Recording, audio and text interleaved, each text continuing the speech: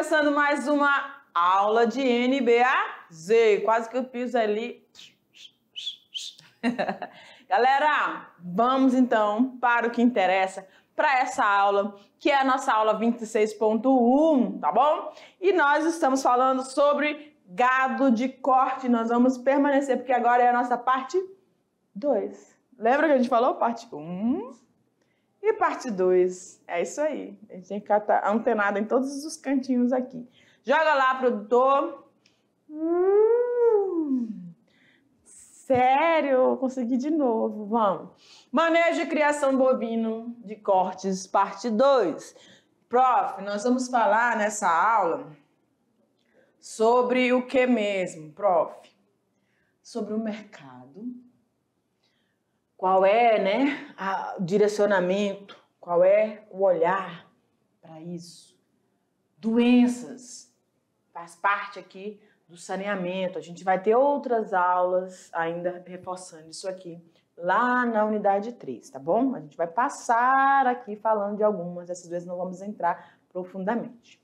E aí nós temos também o boi verde. Oi, professora, já vi boi tudo quanto foi cor, mas verde? Ainda não, eu já vi azul lá no meio do pasto. Pois é, quando ele estiver na sombra, a gente jura que ele é azul, né? Ai, meu Deus. Bom, para habilidade, como habilidade desta aula, deixa eu mudar aqui, nós temos a habilidade 4, tá? Que faz parte desse itinerário. Beleza, galera? Tranquilinho. Então vamos que vamos, falando aí sobre o mercado. Quando a gente fala de mercado, tá falando o quê? Do consumidor, do que ele exige. Vem aqui pra mim. Deixa eu falar um pouquinho aqui com você. Ó, lembra que quando a gente começou a NBAZ esse ano, a gente falou assim pra você, que essa no primeiro ano a gente ia falar muito sobre pecuária. Nós estamos falando, né? Falamos também que quão importante da sua escolha, da sua criação em relação à sua propriedade. E aí a gente abriu um parênteses só para a questão dos bubalinos, que aí não é em relação à sua propriedade, e sim ao estágio comportamental, ou seja, aquilo que está inato ali no animal. Esses animais, a gente falou durante a aula das exigências deles e que instintivamente eles vão tentar sanar, satisfazer essas necessidades. Então, aí precisa de toda uma preparação para acomodá-los e recebê-los, tá bom? Mas, em relação às outras criações, nós falamos que a sua propriedade, mas eu quero trabalhar com pecuária extensiva, mas a sua propriedade é para extensiva.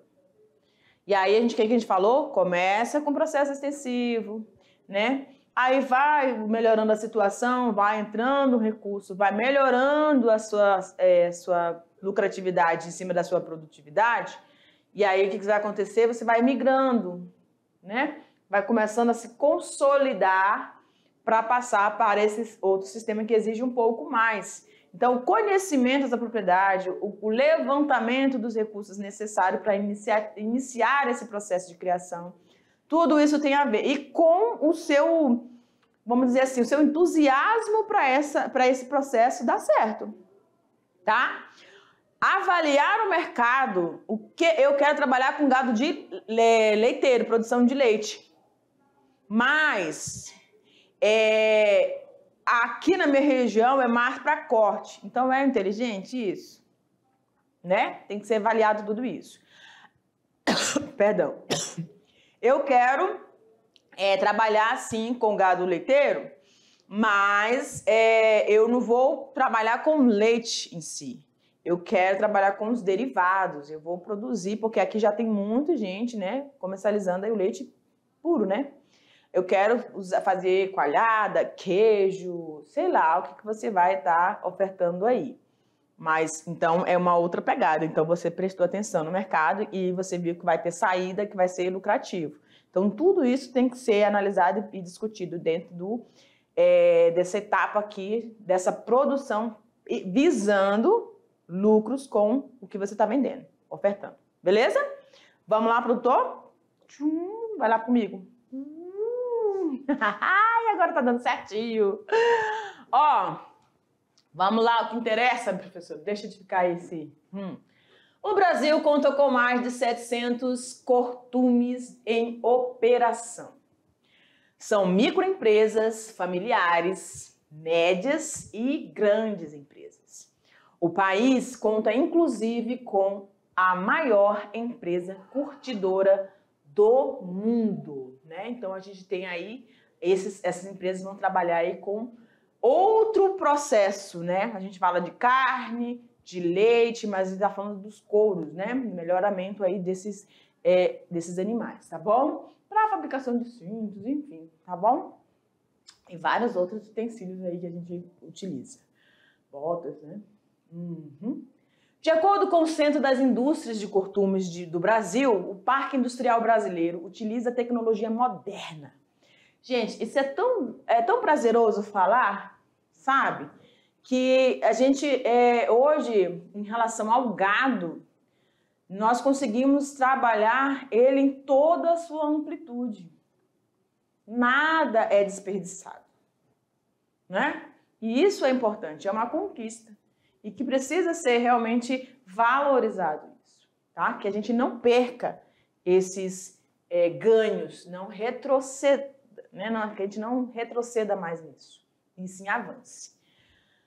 O Parque Industrial Brasileiro utiliza tecnologia moderna, dispõe de farta mão de obra especializada. Lembra que a gente falou dos processos de mão de obra?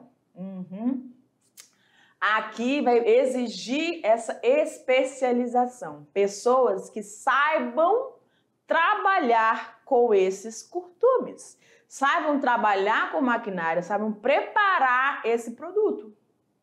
E precisa ter um conhecimento. Você precisa desenvolver a competência. Olha que legal, né? Às vezes você tem uma habilidade, mas para adquirir uma competência não basta só uma habilidade. Você precisa do conhecimento e agir sobre aquilo que você está se propondo, tá bom? Então isso faz parte da competência. E conta com os mais avançados produtos químicos para melhorar, dar cor, enfim, né? Fazer com que esse produto chegue de melhor qualidade lá do que da forma como ele é recebido. Ele passa por um processo de industrialização. Então, isso tudo tem investimento, isso tudo tem conhecimento envolvido, maquinário, enfim, tá bom? Aí, quando a gente fala aqui de produtos químicos, a gente vai lembrar da prof. Sabrina e do professor Almeida, não é? Exatamente, porque nesses processos químicos você tem aí reagentes e aí vai ter também um estudo para saber qual reagente adequado, qual a composição, quantidade, miligramas, enfim, tudo aí está envolvido e a pecuária e a química somando aqui informações, beleza? As importações brasileiras de carne bovina respondem por 0,5% do consumo interno e são oriundas dos seguintes países. Presta atenção. 43% Uruguai. Olha aqui. Deixa eu ver que caneta que eu tava. Eu acho que não vai aparecer amarelinho. Fica apagadinho. Deixa eu usar o azulzinho. Não, azulzinho não. Verdinho. Olha, ficou a bandeirinha, né? Amarelo. Ah, eu gostei. Amarelo e verde. Deixa eu tentar fazer de novo. Acho que não vou mais conseguir. Que chique! Brasil! A gente tá chegando aí na Copa, né? Tem que torcer pro nosso Brasil. Desenvolver, não regredir, em nome de Jesus. Vamos! Então tá, 43% Uruguai, 33% Argentina, 24%, já comecei, agora continuo. 24% Paraguai, tá bom? Isso processo de importação de quê, gente? De leite? Não, de carne, tá bom? Os fornecedores de insumo para os pecuaristas e criadores são, presta atenção, os fornecedores de insumo para os pecuaristas e criadores são fabricantes de medicamentos, vacinas e os fabricantes de ração. Então, presta atenção aqui para esse slide. Quando eu estou pensando no meu processo de criação, eu vou começar uma criação. Então, eu tenho que observar que, dependendo do sistema de produção que eu for escolher, eu vou precisar de fornecedores de quê? De insumos. Aquilo que está externo ali, não é? Então, o que vai acontecer? Eu vou necessitar de medicação, por exemplo, para vermifugações, para processos de cicatrizações, algumas medicações antifúngicas, não é? Enfim. E eu vou precisar também de vacinas para que eu imunize a minha criação contra infinitas doenças. Muitas doenças. Assim como nós, humanos, temos diferentes tipos de enfermidades ocasionadas por protozoários, por bactérias, por vírus, por fungos. Esses micro-organismos também vão parasitar o nosso gado e as nossas diferentes criações, gente. É um ser vivo, precisa de cuidados, tá bom?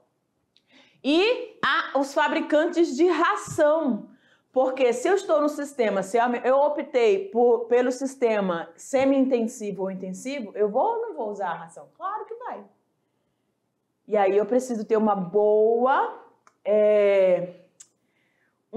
convivência com esses fornecedores. Eu preciso estar sempre em condições de boa conversa, vamos dizer assim. Não sei se você está conseguindo me entender.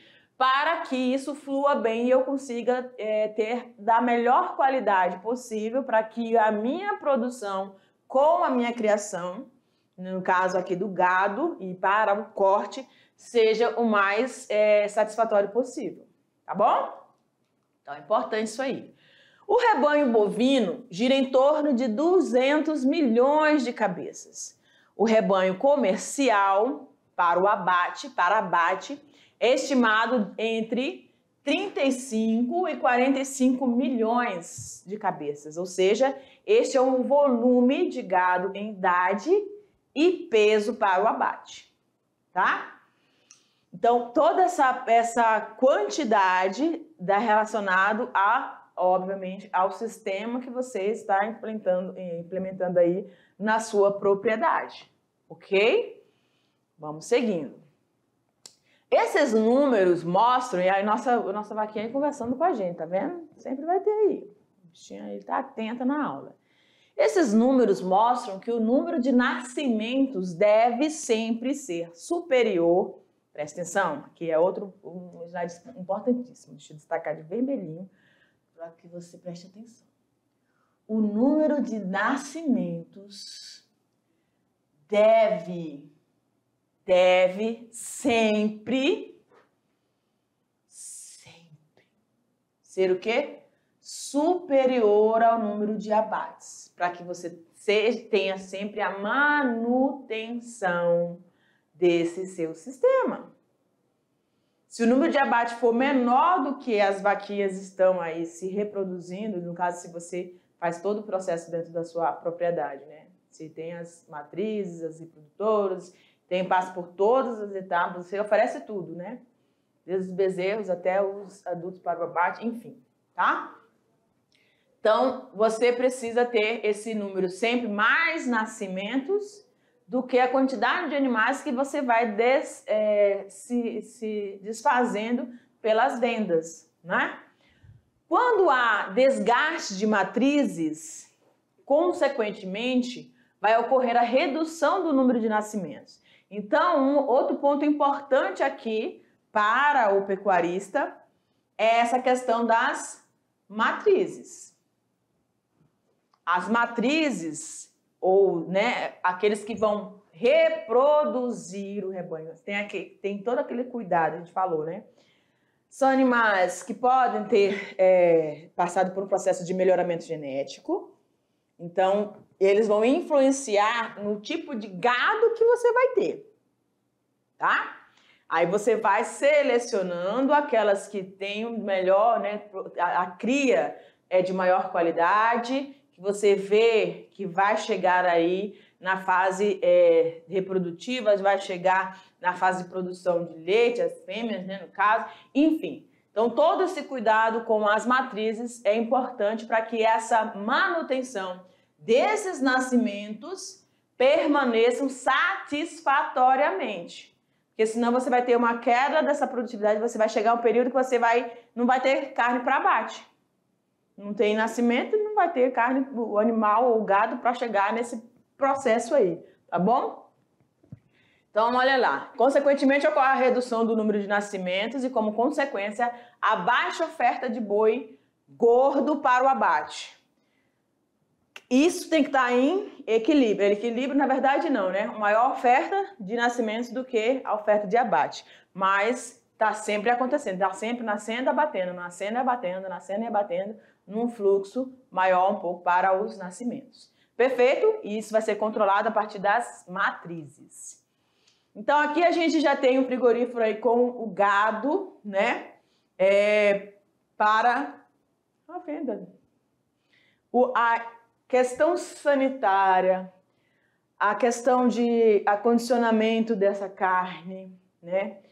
Como é feito todo esse processamento para chegar nos frigoríferos, chegar nos comércios, o transporte, como a gente chama, né? O escoamento de tudo isso, tá? Isso é importante. E como essa carne é para ser importada, exportada, então precisa de todo um cuidado e um controle muito mais rigoroso quando a gente fala na exportação, dependendo do processo, ou seja, a distância que essa carne vai, né?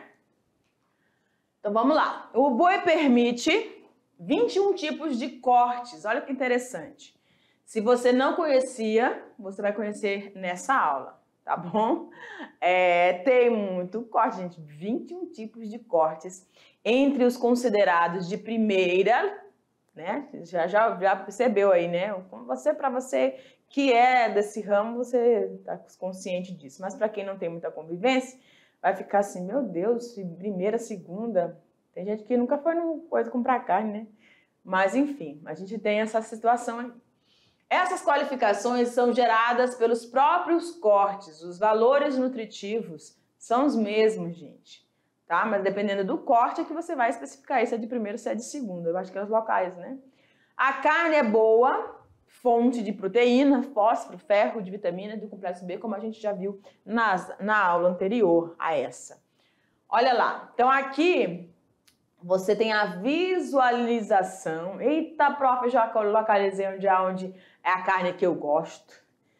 Eu confesso que tem um aqui que eu nunca comi, né? Pelo menos eu nunca comprei. Mas, olha aqui, ó. Filé mignon. Oh, menino, o negócio é bom, viu?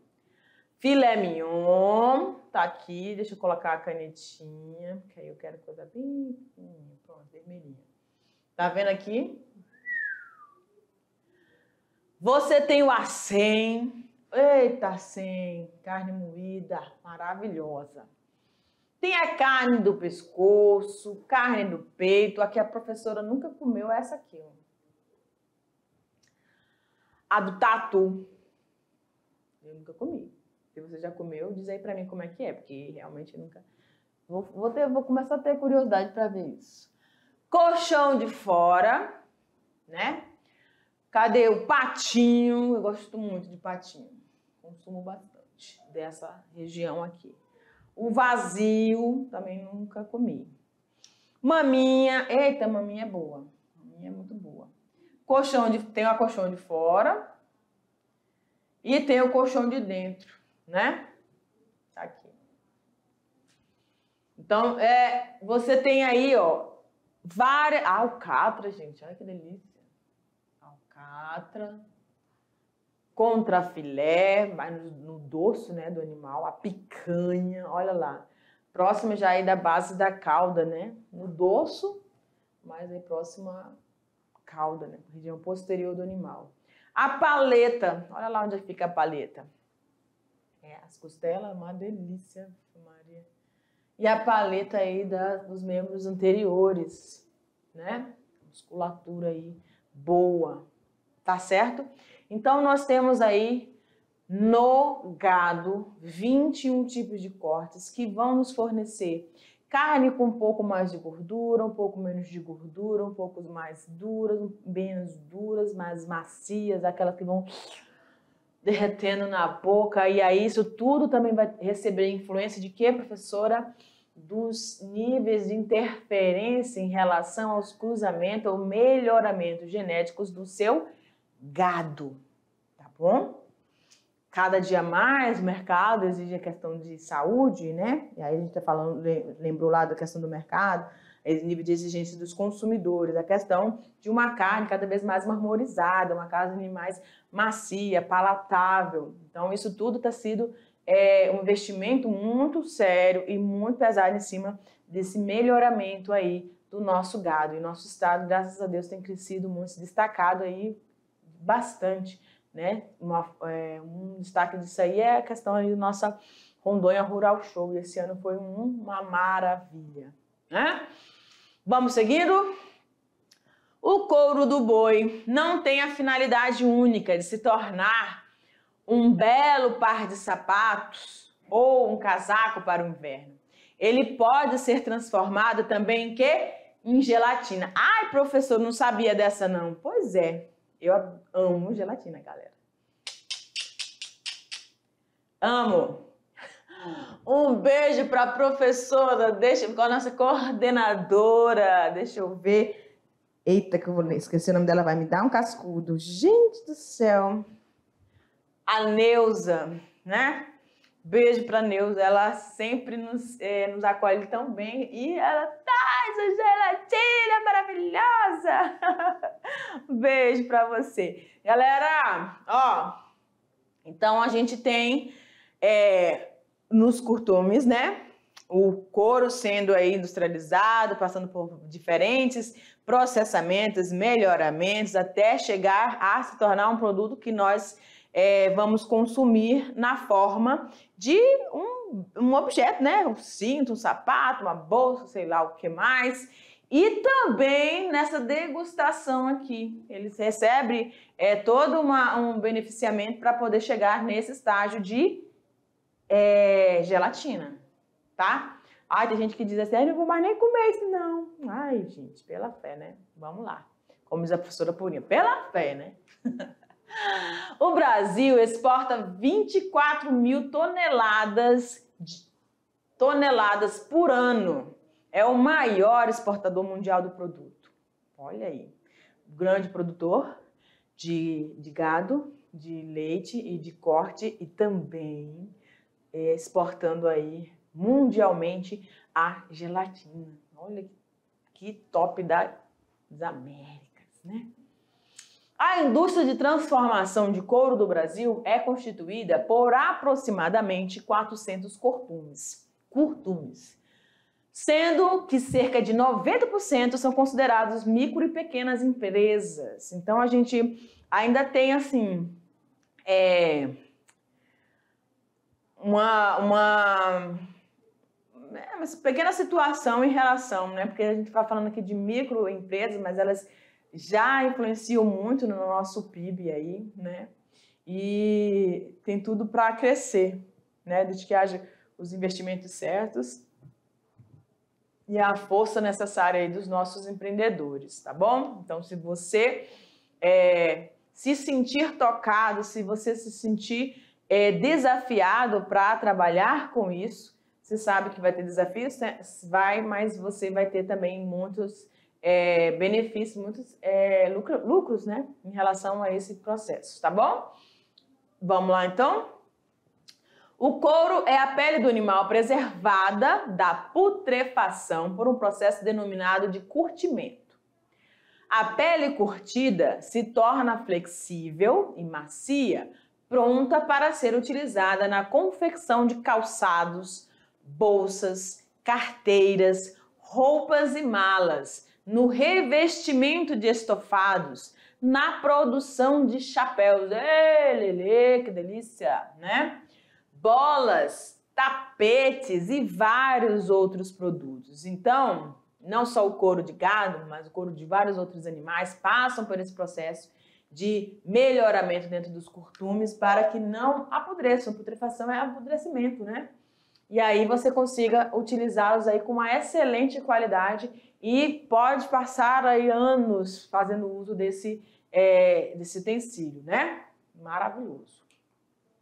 Podem ser curtidas as peles de bovinos, inclusive bezerros, as nossas ovelhas, as cabras, as lhamas, vicunhas, camelos, porcos, cobra, gente, isso, cavalos, búfalos, cangurus, a gente não tem aqui, mas enfim, crocodilos, peixes, as rãs, as aves. Professora, como é isso de ave?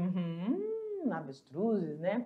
Como os avestruzes e outros animais, tá bom? Então, o curtimento, ele é um processo industrializado que traz bastante benefícios e como a gente está vendo aqui nesse slide, a gente pode fazer uso para vários tipos de criações. Então, dependendo, eu quero trabalhar com avestruz, mas também com os ovos, com a plumagem, né?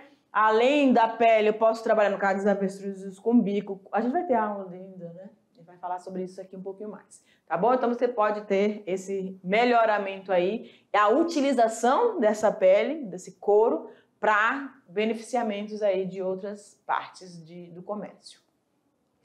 Agora nós vamos falar um pouquinho das doenças, né? Tudo bem? Esse envolve aí o saneamento, né? O manejo sanitário desses animais. O cuidado, gente, com a instalação, a limpeza, a água que você está ofertando para esses animais, tudo isso vai ajudar nesse controle aqui para essas parasitoses não afetarem a sua criação. E como o professor Jefferson destacou na aula de búfalos, o nosso gado, ele é muito mais suscetível, ou seja, ele é menos resistente do que os nossos bubalinos, tá? Eles são uma espécie realmente mais rústica. Quando a gente fala de rusticidade, é que esse animal, ele é mais adaptável aos ambientes, ele é resistente às mudanças do ambiente e em relação à sua defesa imunitária, tá? É isso que a gente está falando quando a gente fala de rusticidade. Então, o gado ele é um pouco menos rústico, tá bom? Entre os bovinos, as doenças mais comuns são as infecto-contagiosas. Deixa eu mudar o meu pincelzinho. As infecto-contagiosas, que além de serem prejudiciais à própria saúde do rebanho, afetam o bem-estar animal, podem ser transmitidas para seres humanos, são as zoonoses, né? Caso a carne ou o leite daquele animal doente seja consumida. Gente, preste atenção, aí a gente vai abrir uma parênteses aqui nesse ponto, tá? Coloca aqui. Quando a gente está falando aqui, ó, de infecto-contagiosos, que elas podem ser transmitidas aos seres humanos, tá vendo? No caso de carne ou leite que forem consumidas e que esse animal estava doente e acabou passando. Para isso existe o manejo sanitário, para isso existe o controle sanitário, uma fiscalização, certo?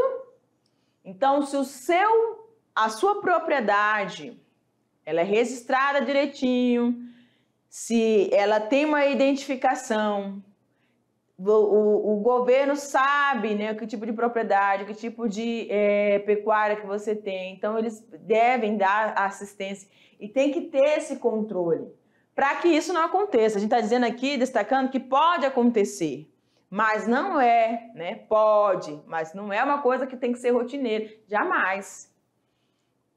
O leite, a carne, elas precisam ser tratadas, por isso a gente tem um sistema lá de medicação, vacinação, tudo tem que ter, né? Para isso a gente falou também na aula, né, as anteriores, que para a maioria dessas criações que nós estamos apresentando aqui para vocês, discutindo aqui com vocês, elas têm um estudo, então a gente já sabe como é que é a forma de manejo mais adequada, para o tamanho da propriedade, para a quantidade de animais que nós vamos colocar na nossa propriedade, nessa criação, nesse sistema de produção escolhido por você.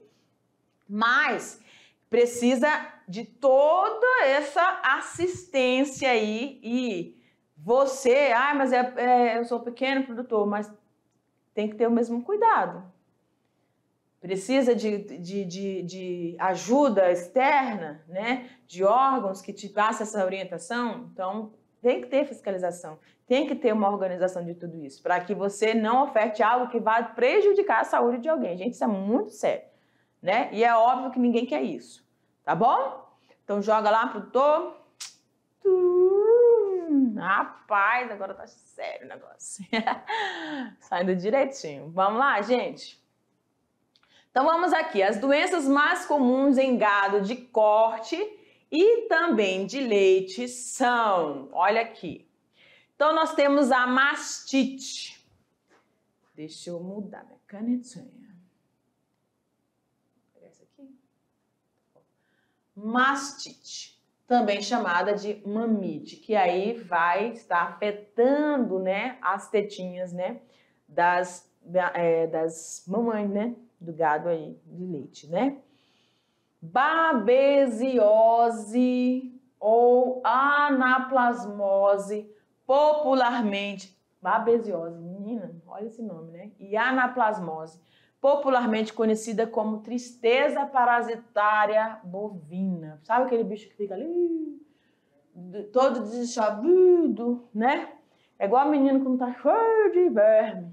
Fica entristecido, fica cabisbaixo, não consegue estudar direito, não consegue se concentrar. Então, esse animal, se for, você consegue identificar que ele vai ter menos movimento no pasto, seja no piquete ou seja na produção extensiva, né?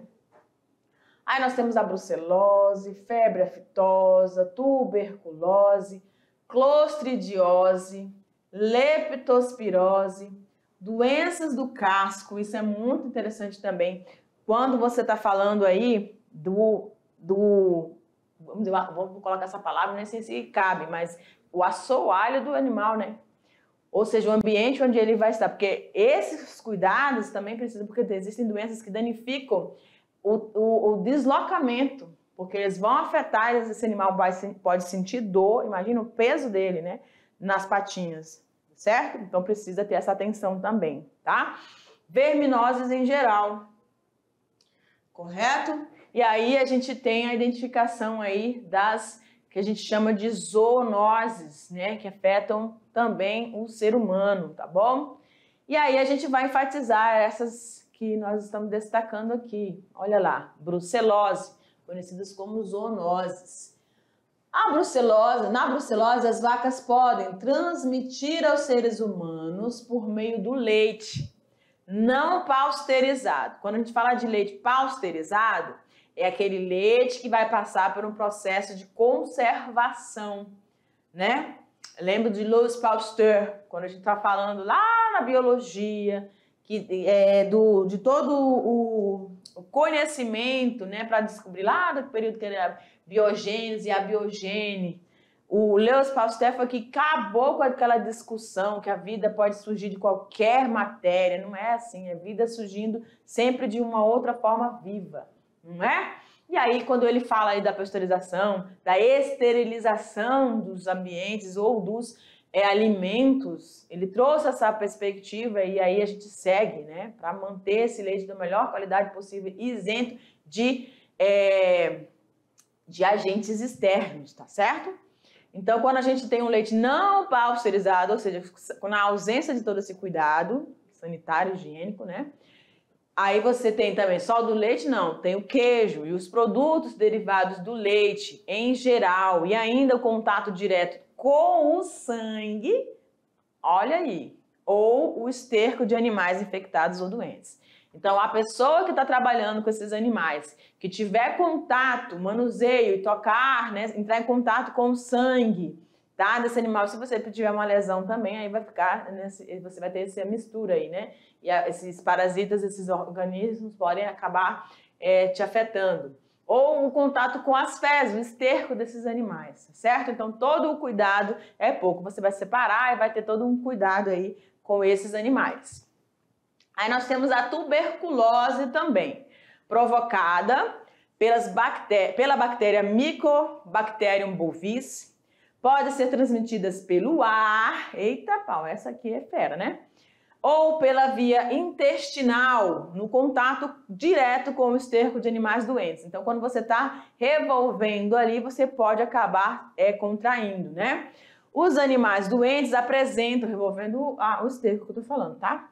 Os animais doentes apresentam dificuldade para respirar, perda de peso, tosse seca e fraqueza generalizada. É o que a gente sente também, né? Quando está parasitado pela bactéria. Ok?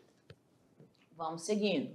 A pele bovina pode ter suas características danificadas por ectoparasitas. Então, a gente está falando aqui, gente, presta atenção. Nós iniciamos essa aula falando sobre os curtumes, não é? Que é aquela que trabalha com a pele do gado, certinho? Então, você além de fornecer a carne, você também vai fornecer o couro. E aí vai passar por um processo de curtumização, de melhoria, para que chegue, né, impeça o processo de putrefação através de induções químicas, né, também, para evitar que fungue esse couro e assim sucessivamente tenha uma qualidade desse couro e você consiga usar na comercialização, tá bom? Mas os cuidados para que chegue esse produto, você oferte esse produto para os curtumes, esse insumo para o curtume, são evitar os ectoparasitas, ou seja, os carrapatos, né? Parasitas que estão na parte externa do animal. Então, carrapatos, um animal que esteja sendo parasitado por carrapatos, vai prejudicar essa qualidade desse couro, né? Dessa pele. Utilização de varinha com ferrão. Cortes e riscos profundos causados pelo manejo inadequado. Esse animal pode estar num ambiente, esse ambiente pode estar muito cheio e esses animais começarem a vamos dizer que nos piquetes, sejam, né, que tem arame farpado, não sei, aí esses animais, eu acho que nem tem mais, né, mas enfim, pode se prejudicar, ter esses cortes aí, passarem algum galho, uma árvore que seja, e danificar, tá? Então, para a utilização dela não pode ter nenhuma dessas interferências. Marcas de fogo em locais e tamanhos não permitidos, tá? Então, tudo isso tem que ser um cuidado quando você tem o foco também nessa produção de oferecer a pele, o couro desses animais para essas indústrias de curtumes, tá bom? De curtumes. Tudo bem? E aí a gente vai falar sobre o boi verde. O que é isso, professora? Olha lá, muitas pessoas confundem o produto do sistema de pecuária orgânica, que é o boi orgânico, com o chamado boi verde ou boi natural. Então tem o orgânico e tem o boi natural. O boi verde, que é o natural, no entanto, é o animal advindo de um sistema de criação basicamente em pasto, sem agrotóxico, tá? Então, por isso que a gente chama de boi verde. Ele vai pastar, então o sistema de sistema extensivo, ele vai estar pastando e essa pastagem tem que estar isenta de agrotóxico, que pode ser suplementado com alimentos de origem vegetal. Tudo bem? Então, vamos lá.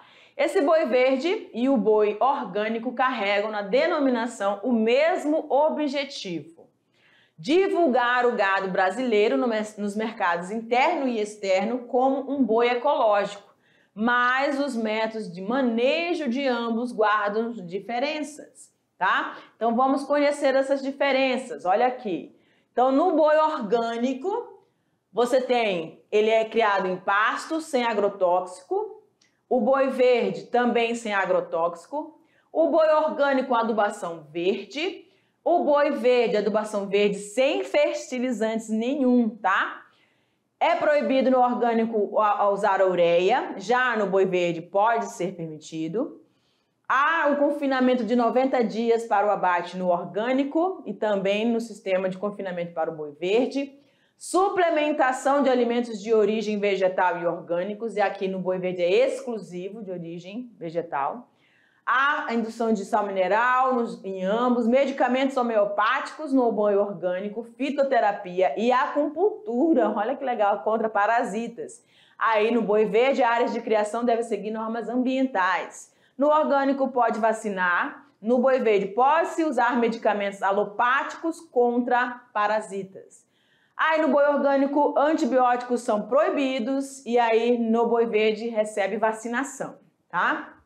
Aí tem a questão só do uso de medicamentos, mas são alopáticos.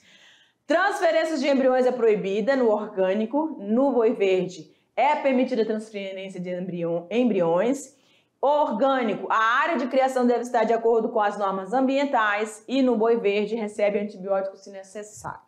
Tudo bem, galera?